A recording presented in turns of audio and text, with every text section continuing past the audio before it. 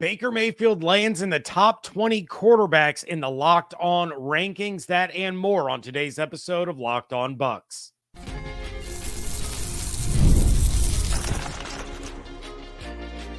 You are Locked On Buccaneers, your daily Tampa Bay Buccaneers podcast.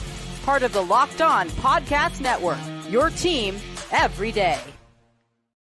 What's up, and welcome into this Friday episode of Locked On Bucs, your daily podcast covering the Tampa Bay Buccaneers, part of the Locked On Podcast Network, your team every day. I want to thank you for making Locked On Bucs your first listener view every day.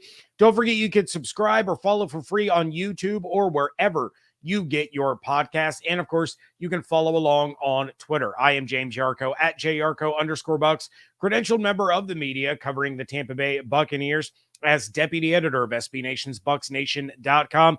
Here with you for 3 days a week for the time being. We're going to ramp back up to 5 days a week starting in July. I did have somebody in the live chat yesterday ask if it was 3 episodes until August. No, we'll go back to 5 in July. But in the meantime, if you want more Locked On Bucs content, you can, of course, become a Locked On Bucs insider. You're going to get news, rumors, updates, general thoughts, one-on-one conversations with me via text message. No ads, no hashtags, nothing like that. Just text conversations with me. Go to joinsubtext.com/LockedOnBucs to become an insider today. Bucky Irving is putting in some serious work while Lavonte David talks retirement and the major addition to the defense. But let's start with the Locked On Podcast Network quarterback rankings heading into 2024. Now, I will start by saying I both agree and disagree with the placement of Baker Mayfield and the reasoning behind it, but Baker does find himself in the top 20. This list was put together by Kate and Michelle Majuk. I hope I'm pronouncing that correctly. Over on Locked On NFL, but their top 20 were as follows: Patrick Mahomes at number 1. Number 2 is Josh Allen. Number 3, Joe Burrow. Number 4, Lamar Jackson. Number 5, Brock Purdy. 6, Justin Herbert. 7, Jalen Hurts. 8, CJ Stroud. 9, Dak Prescott. 10, Kyler Murray. 11, Matthew Stafford. 12, Jordan Love. 13, Tua Tagovailoa. 14, Kirk Cousins. 15, Aaron Rodgers. 16, Trevor Lawrence, who just got that mega deal on Thursday. 17, Jared Goff. 18, Russell Wilson. 19, Baker Mayfield. And number 20, Derek Carr. Here is what Michelle had to say about why Baker is where he is. Let's hear about Baker Mayfield here at number 19, who obviously he had kind of his prove-it season here with the Tampa Bay Buccaneers, ended up leading them to one of the most surprising playoff runs that I think nobody expected here. Like, there were certain people that I think had just kind of written off their entire trajectory this offseason. They had issues with the offensive line. What puts Baker Mayfield here in the top 20 as opposed to, I don't know, plenty of other names that you can probably decide to throw in here? Yeah, I feel like Baker's disrespected, but I also do think 19's a fair spot for him. I don't know if he's ever going to carry a team to a Super Bowl title. Like, I don't know if I see that, but I see talk about the way that Trevor Lawrence entered the league. Baker Mayfield has had one of the craziest beginnings of his career. He's had 8 different head coaches in his career. That's the most head coaches through 6 seasons of a career by any quarterback in NFL history. He's had 7 different offensive coordinators. Like, he's had it rough. And guess what? He did the thing with the Buccaneers, put up over 4,000 yards, put up 28 passing touchdowns, both top 10 in the NFL. And then he also had 2 really good playoff games, 300 passing yards and 3 touchdowns in both playoff games. I feel like he proved his worth. We've seen flashes of it with the Browns. You put him in a nice system, and he was able to get it through. So I put him at 19. He's not going to be higher than that yet. He needs to still string together some good years, but I think he deserves to be in the top 20. So again, that was Michelle Majuk of Locked On NFL. She does absolutely great work. I really like Michelle a lot. She's very, very kind, very knowledgeable, but few things as a reaction to this list. First, I do think it is completely fair to sort of reserve judgment until you see Baker have back-to-back seasons like the one he just had, because he has been up and down throughout his career. His rookie year, 27 touchdowns, 14 interceptions, almost a 2-to-1 ratio. Then the next year, it was 22 touchdowns, 21 interceptions. He followed that up with a season where he had 26 touchdowns, 8 interceptions. Followed that up with 17 and 13. So last year, it was 28 touchdowns, 10 interceptions. Let's see if he can replicate that kind of success or if this pattern continues. Again, a 100% fair reservation on Michelle's part. That said, she makes a great point that might play in to some of those highs and lows, and that is all the coaching turnover that he's had to deal with, whether it's head coaches or coordinators or what have you. And he's having to deal with it again this year. Now, this year is a little bit different because he has worked with Liam Cohen before, so it's not entirely new. But that kind of turnover and inconsistency can wreak havoc on a quarterback's ability to grow and develop. On the flip side, here's where I have some problems, and I've already gone in on Kirk Cousins plenty on this show. I'm not going to do it again. You all know that I feel Baker Mayfield is a better quarterback than Kirk Cousins. But Russell Wilson and Kyler Murray have absolutely no business being above Baker Mayfield on this list. Murray has been inconsistent at best. Most of the time, he's been flat out terrible. Russell Wilson, I've talked about it on this show before. He has been a complete disaster since his final year in Seattle, and he is now actively being paid to not play for the Denver Broncos. Why anyone believes that he's all of a sudden going to flip a switch and become the old Russ is absolutely baffling to me. And then you can also make the argument that after just one season, does CJ Stroud really belong in the top 10? Matthew Stafford, with all of his injuries since winning the Super Bowl, is he reliable enough to be placed that high? I make fun of Jared Goff as much, if not more than anyone, but I am absolutely going to take Jared Goff over Kirk Cousins, Trevor Lawrence, Jordan Love, and the next guy on my list of being ranked way too high, Justin Herbert. Herbert has tons of talent. I really liked him coming out of the draft. Thought early on he showed flashes of kind of being, right up there with Joe Burrow as the next dude in the NFL. But that hasn't really translated to anything resembling success over the last couple of years. Maybe he turns things around with Harbaugh at the helm, but it's just crazy to me that he would be this high on the list. All of his receivers are gone, and now he's going to have to shoulder the load with Joshua Palmer, Quentin Johnston, and Ladd McConkey. Like, he'll have J.K. Dobbins for a couple of weeks, then he'll have Gus Johnson for a couple of weeks, and then after that, when those two inevitably get hurt, he's going to have absolutely nothing at running back. I don't know. Top 10 for Herbert is just way, way too high, in my opinion. I think looking at this that I agree with Michelle on who the top 20 quarterbacks are for the most part. I would just have them in a very different order.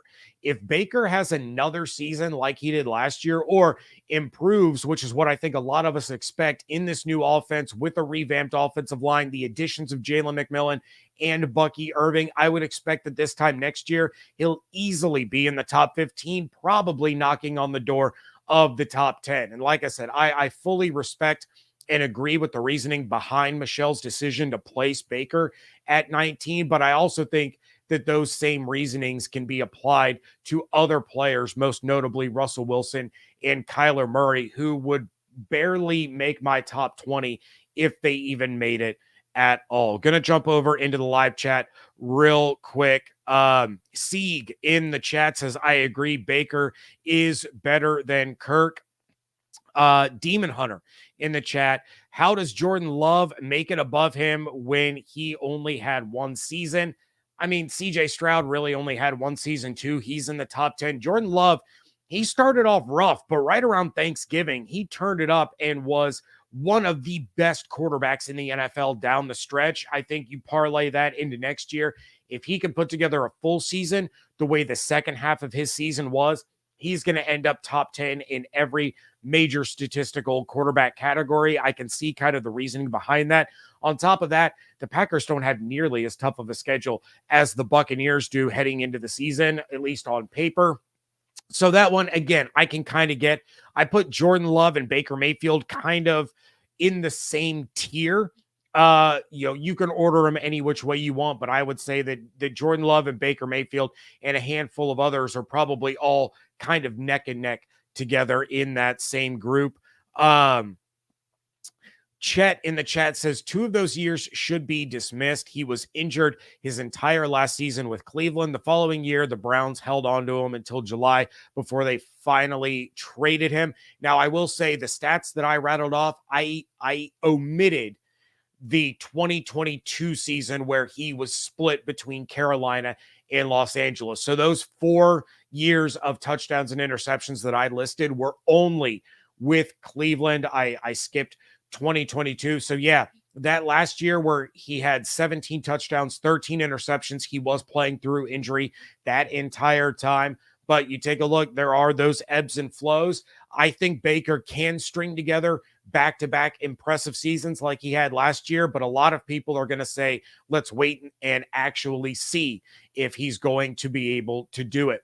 One of those players that I mentioned that was brought in to help Baker is already endearing himself to Buccaneers fans. That is next on today's episode of Locked On Bucs, part of the Locked On Podcast Network, your team every day. Passion, drive, and patience, the formula for winning championships, is also what keeps your ride or die alive.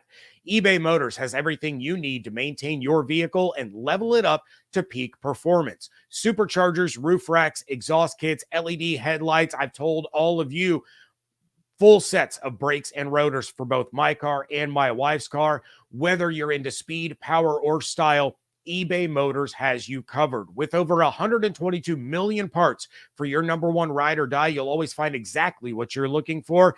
And with eBay Guaranteed Fit, your part is guaranteed to fit your ride every time or your money back. It made the shopping process for me so easy because I knew as soon as those brakes and rotors were delivered, they were exactly what my cars needed. Because with eBay Motors, you're burning rubber, not cash. With all the parts you need at the prices you want, it's easy to make your car the MVP and bring home huge wins. So keep your ride or die alive at ebaymotors.com. Eligible items only. Exclusions apply. eBay Guaranteed Fit only available to U.S. customers.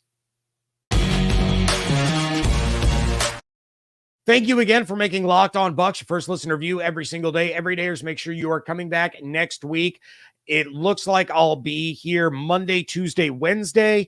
At the very least, it'll be Tuesday, Wednesday, Thursday. No live episodes next week. I really have to record a lot of these ahead of time. I will be out of town for almost a week. My son has a hockey tournament in Niagara, New York. So we have to get everything ready, hit the road, and drive up to Niagara for his tournament. So going to be getting these episodes knocked out a little bit earlier in the week. In the meantime, if you want to hear the latest news from around the sporting world, the NBA Finals looks like it's going to be a sweep. The Stanley Cup Finals looks like that's going to be a sweep. Then, of course, NFL news all the time because the NFL never sleeps. But you want to hear all of this without the manufactured screaming at one another on these national narratives. Make the switch to Locked On Sports Today, a free 24/7 sports streaming channel program for you every day to bring you the biggest stories without all the screaming. Locked On Sports Today brings you can't miss analysis, opinions, and news, streaming 24/7 on YouTube or the Amazon Fire TV channels app, part of the Locked On Podcast Network, your team every day. I know I had my reservations and my semi-complaints about the Buccaneers draft selection of Bucky Irving, but this kid just might be the real deal. After practice on Thursday, Kenny Morales of WFLA dropped a video on Twitter of Bucky Irving continuing to work out with backup quarterback Kyle Trask, taking handoffs, running routes, and catching passes. Turns out this is not an isolated incident, and Bucky Irving has been doing this after every practice since he came in the building. I talked yesterday about how much I loved hearing what Graham Barton had to say to the media and how it showed a level of maturity that you typically see out of veteran players rather than rookies. This is right along the same lines. This is a player that is out to earn as many opportunities as he can possibly get, and he's putting in the work after he's already put in work. He's not expecting opportunities. He's not expecting snaps. He is going out there and showing that he wants them, he's trying to earn them, and that he deserves them. This cannot be overlooked or underappreciated. Bucky Irving is here for one reason and one reason only, and that is to help the Tampa Bay Buccaneers win games. Working after practice to continue to improve his craft is, again, something you'd expect more from a veteran player rather than a rookie. It's a sign of maturity, but it's also a very early sign of leadership. This is a player that wants to show that he has things to work on. He has things that need improving or refining, and he's going to put that work in to accomplish it. Other players, believe me, are going to take notice. At some point, other players are going to start doing the same thing. This is stuff that I've seen out of Antoine Winfield Jr., out of Mike Evans, Chris Godwin, Robert Hainsey, putting in a lot of extra work, especially after Ryan Jensen's injury and he was thrust into the starting role at center. Those types of players are leaders in that locker room and on the field, and more often than not, they lead by example. They don't bark orders. They don't shout at guys. They say, see what I'm doing, come do that too. Lavonte is cut from that same cloth. You can go all the way back to the Buccaneers' heyday. Derek Brooks was a lead by example kind of captain. Rondé Barber, a lead by example kind of captain. The Buccaneers want nothing more than to be able to establish the run and have multiple pass catching threats that can come out of the backfield. Rashad is still your locked and loaded RB1. But I don't know if Chase Edmonds is going to be able to beat Irving out for RB2. He might get the nod at the start of the season in week 1, maybe week 2, but Bucky is about to take that job away. And given his explosiveness, his vision, his quick cut ability, again, in both the run and the pass game, I'm not real sure that there's anything that Chase Edmonds is going to be able to do to stop Bucky Irving's rise up this depth chart. The Bucs have been a run game disaster for the last 2 years. And yes, changes in the offensive line hurt the run game. Byron Leftwich's awful play calling and Dave Canales' stubbornness hurt the run game. Yes, constant injuries and unproductive backups hurt the run game. But that is the central focus of this Bucs team right now, is to fix those problems. Graham Barton, Sua Opeta, Ben Bredesen, Bucky Irving, Liam Cohen. Those are all pieces to the puzzle that had to be brought in order to accomplish that goal. Baker, Mike, Chris, Cade, Trey, all those guys, run game, we're good. Pass game, we're good. Rashad in the pass game, we're good. Even Rashad in the run game, with all of the hurdles that he's had to jump over, he has been really, really good. But that still didn't stop the Buccaneers from being one of the worst rushing offenses in the league over the last 2 years. I love what I am seeing from Bucky, and hopefully we're going to see it translate to the field in September. Until then, I'm even more excited to see how he does once the pads come on and the contact starts. Going to jump over into the live chat. We have Al Bundy. Haven't seen you in a live chat in a couple of episodes, but he's saying, we saw a couple of comments earlier on in the live chat that Baker is top 10. I said that Baker could be knocking on the door of top 10 in these rankings if he has another season like last year. Al Bundy says top 10 for Baker is too biased, in my opinion. Very possible. Absolutely. That's very, very possible. But we're going to have to see how this all shakes out. We can speculate all we want. We have to see it translate to the field. We got Demon Hunter in the chat saying Jordan lost head-to-head against Baker. While that is true, Baker was absolutely out of his mind in that game, and the defense played probably their best game of the year. I go back to my immediate reaction episode of that Packers game. That was the most complete team game of the 2023 season. And, there's no denying what Jordan Love was able to do down the stretch last year. Outside of that Bucs game, he was absolutely nails. Sal 319 says, I'm one of them. Pump y'all's brakes a bit on Baker. He's been the definition of inconsistency. His season was okay, but it wasn't that great last year. And that was one of his best seasons in his career. I will respectfully disagree, but Sal, I will say it with the caveat of you're not too far off. He had one of his best seasons, but you're 100% right. Over the course of his career, he has been inconsistent. I will say that his season last year was one of the better quarterback seasons in the NFL. He finished in the top 10 of a lot of key statistical categories. And I'm also the first one that's going to say stats don't tell the whole story. You can't stat scout and analyze strictly based on that. He had his moments. He had his up and down moments for sure. You can go back to the last game that he played when they had an opportunity to be able to try and force overtime in a hostile environment in Detroit. He threw a really bad interception.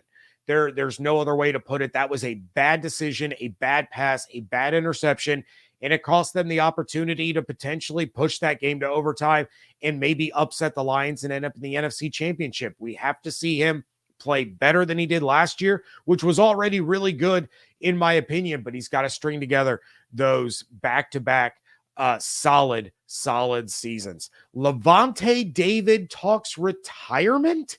That's coming up next on today's episode of Locked On Bucs.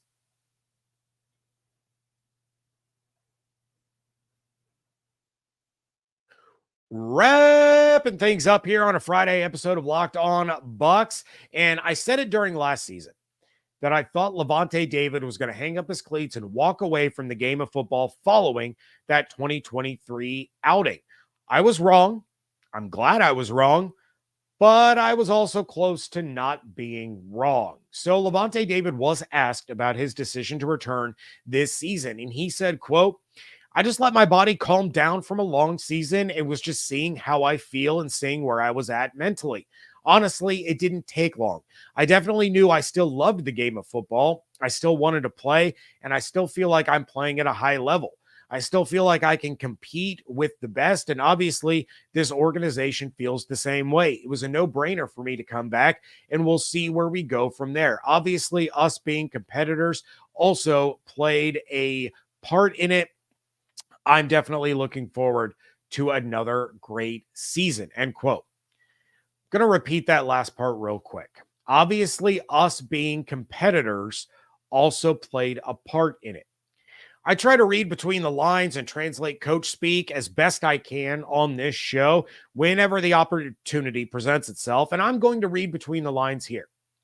If the Buccaneers don't go on that tear at the end of the season and win 5 of their last 6 games, get to the playoffs, get to the divisional round, Lavonte David is not back with the Buccaneers this year. He either retires or he gets the itch and decides to sign with a contender in the offseason, but more than likely he retires. I don't think he ever really wanted to play anywhere else, and if Tampa was coming off of a 6-11 or 7-10 season, I'm not sure he puts his body through the rigors of another NFL season. At some point, and of course, all these guys are competitors, and they're the most elite of the elite in their sport. But at some point, they all ask themselves if it's worth it anymore. Ali Marpet decided really young that it wasn't worth the risk for him and that he had made more than enough money to live a happy life, and he didn't want to risk an injury that could cause him problems down the line and cause a lack of happiness in his life. Brett Favre, Drew Brees, Terrell Owens, Chad Johnson, some of the best players in the history of the game at their positions, they held on a little too long, trying to prove to themselves or somebody else that they could still do it. I think the opportunity for Lavonte to return to a team that has a legitimate chance to win the division again and make some noise in the playoffs played a big part in his decision. Something else that might have played a big part in his return was the return of an old teammate that can help on his side of the ball. Lavonte David was also asked about Jordan Whitehead. And he said, it's fun playing with guys like Jordan, knowing that you've got a guy who knows what he's supposed to do, knows where he's supposed to be, and will cover you when you want to be aggressive. It's definitely great to have him back. Everybody was kind of hurt that he didn't sign back those couple of years, but now he's back, and now we're going to pick up where we left off when he was here. It's definitely going to be fun with him and Antoine Winfield Jr. back there, all pro caliber players. That's what we need to have back there on the back end. Again, quick reading between the lines, or a translation, if you will. Ryan Neal didn't have a freaking clue what he was supposed to be doing back there. So thank God we got Jordan back, because now I can pin my ears back and tee off, and I don't have to cover for Neal or Devin White. I can just be me. That's the way I translate that quote from Lavonte David. Every player, and it seems every coach, is thrilled to have Jordan Whitehead back in the mix, and the Bucs are in the running for one of the best safety tandems in the NFL. Yesterday, I talked about how the Bucs have one of the top offensive tackle tandems in the NFL with Tristan Wirfs and Luke Gedeke. Now, if Jordan Whitehead can not only be the ball hawk that he was before he left and went to the Jets, but on top of that, bringing those improvements in coverage and those improvements in the run game that he's developed over the last couple of years, and then Antoine can just be Antoine, offenses are going to be in for some long, frustrating days against this Buccaneers defense. Going to jump in the live chat one more time before we get out of here. Demon Hunter in the chat says, at least the Stanley is coming back home to Florida. Yeah, I don't like that. I hate the Panthers. I hate the Panthers in hockey. I hate the Panthers in football. I can't really think of another Panthers team. I'm sure there's I guess we all kind of like the Pitt Panthers, right? Kalijah, Servassier. You know, the Bucs have gotten some solid players from Pitt, but yeah, I would rather Edmonton come back from 3-0 than the Stanley Cup come back to Florida, even though the fact that Canada hasn't won the Stanley Cup in years has been absolutely hilarious. Chet in the chat says, hopefully we can cover those wheel routes this year. Well, I mean, Devin White's not going to blow those coverages. So you have that going for you.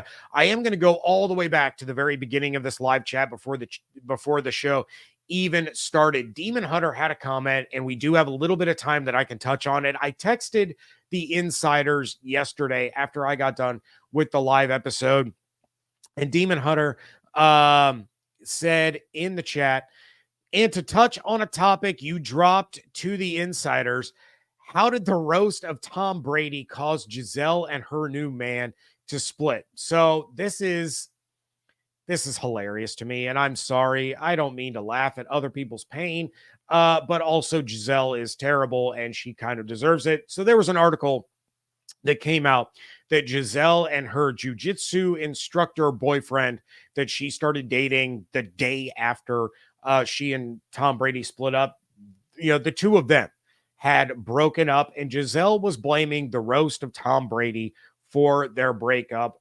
And allegedly, the reasoning behind that is the fact that he is a very low-key person. He did not like the spotlight that was placed on him over the course of that roast and all of the jokes that were being made at his and Giselle's expense.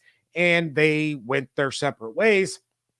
Giselle blames, the roast for that happening. I say, if you're going to date a public figure, then you are going to become a public figure.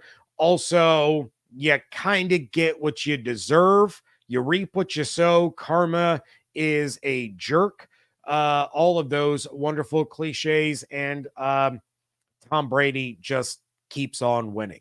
So that's my quick little TMZ moment on this show, I guess. But Demon Hunter, I did have a little bit of time that I could talk about that. Demon also says in the chat, I agree, James. I hate the Panthers, but I can't root for the Lightning. So who am I to root for? Not their in-state rival. You root for Edmonton. That's what you do. When in doubt, don't ever root for the Leafs, the Bruins, the Panthers, or at the very least, just don't ever root for those three teams. Tyler in the chat says July content going to be dry. No, we're going to have plenty to still discuss come July. I do still have my Jalen McMillan breakdown coming for you. I will have a Bucky Irving breakdown coming for you. And then I'm going to debut the official Locked On Bucs top 15 players and top 15 moments all time for the Buccaneers. It is the first time that we have ever done that on this show. And because David is not here to argue with me, this list is mine and mine alone. So we will debut those lists coming up. Plenty of stuff still coming in July. Al Bundy, the last comment, because it's a fitting one. Eagles going to realize the hard truth about Devin White this year. LOL. I will second that LOL, but that is going to do it for this episode. Please check out everything going on over at bucksnation.com. Make sure you are subscribed on YouTube or wherever you get your podcasts. Make sure you're following on Twitter at Locked On Bucs, at JYarcho_Bucs. If you want to chat one-on-one with me via text message and help support the show, go to joinsubtext.com/LockedOnBucs to do so. It's not just Bucs talk. We talk about all different things like Giselle and her boyfriend breaking up, or hockey, or the NBA finals, or just random thoughts throughout the day. I have a great time chatting with my insiders. So go to joinsubtext.com/LockedOnBucs. Hope you all have an absolutely outstanding weekend. Happy Father's Day to all of you who celebrate. Hope you all have a great time. Stay safe, stay healthy, fire the cannons. Thank you so much for joining me right here on Locked On Bucs, part of the Locked On Podcast Network, your team every day.